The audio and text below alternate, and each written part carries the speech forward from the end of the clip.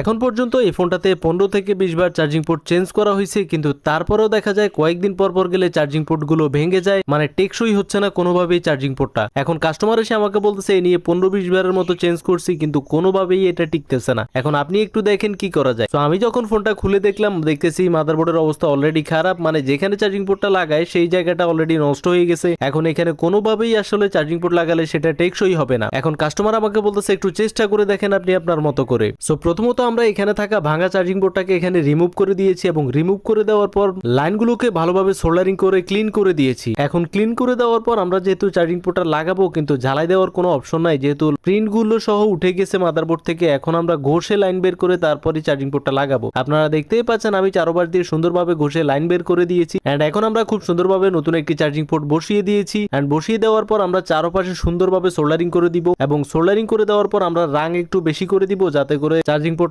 শক্তভাবে লাগে। এবং চার্জিং পোর্টের লাইনগুলোকে ভালোভাবে সোল্ডারিং করার পর এখন আমরা চার্জিং পোর্টের চারপাশে ইউবি পেস্ট দিয়ে দেব। ইউবি পেস্ট দিয়ে দেওয়ার পর আমরা ইউবি লাইট দিয়ে ইউবি পেস্ট গুলোকে একটু হার্ড করে দিব, এবং হার্ড করে দেওয়ার পর আশা করি এই চার্জিং পোর্টটা আপাতত কয়েকদিন ব্যবহার করতে পারবে। তারপরেও কাস্টমার যখন ব্যবহার করবে তখন বুঝতে পারবে।